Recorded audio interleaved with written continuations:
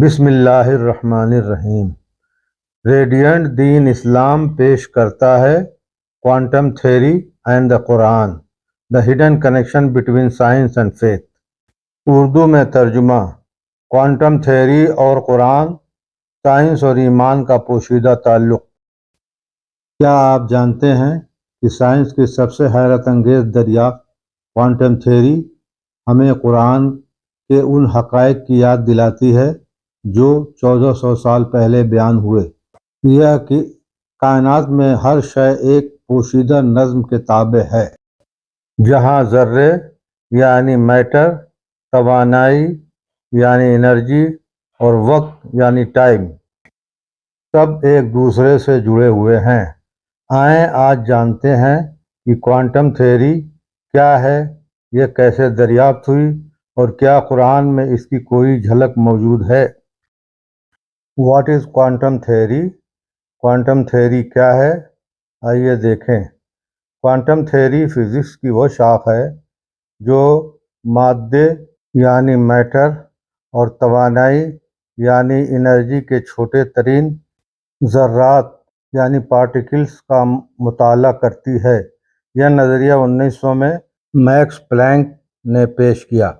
Max Planck نے یہ بتایا کہ توانائی چھوٹے چھوٹے حصوں میں منتقل ہوتی ہے، جسے کوانٹا کہتے ہیں۔ بعد میں آئنسٹائن، بوہر اور شروڈنگر نے اس نظریے کو آگے بڑھایا اور یوں ہماری پوری کائناتی فہم بدل گئی۔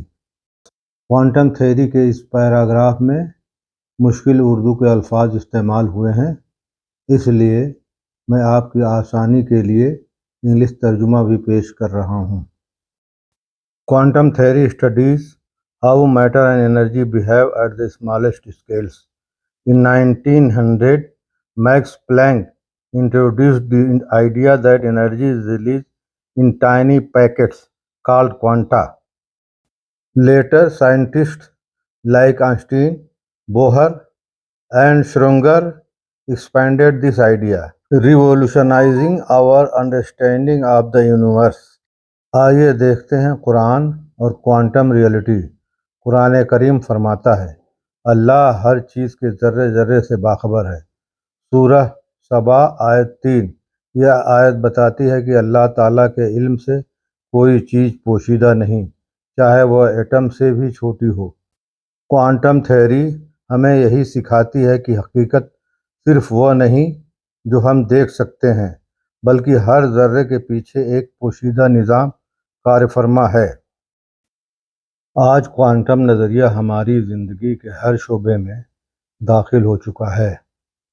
مثال کے طور پر لیزر، موبائل فون، MRI مشینیں، یہ سب اسی نظریے کے مثال ہیں۔ اب سائنسدان کوانٹم کمپیوٹرز بنا رہے ہیں جو عام کمپیوٹرز سے لاکھوں گنا طاقتور ہوں گے۔ یہ ٹیکنالوجی مستقبل میں دنیا کو یکسر بدل سکتی ہے۔ کوانٹم تھیوری ہمیں سکھاتی ہے کہ کائنات میں کچھ بھی بے مقصد نہیں، ہر ذرہ ایک نظم، ایک حکمت کے تحت ہے، اور یہی وہ سچ ہے جس کی طرف قرآن ہمیں بلاتا ہے۔ ایمان اور علم کا ملاپ انسان کو اللہ کی تخلیق کی گہرائی سمجھنے کے قریب لے جاتا ہے۔ ویڈیو میں بس اتنا ہی۔ اگر آپ کو یہ ویڈیو فائدہ مند لگی ہو تو لائک کریں، شیئر کریں اور ریڈینٹ دین اسلام کو سبسکرائب ضرور کریں تاکہ ایمان کی روشنی ہر دل تک پہنچے۔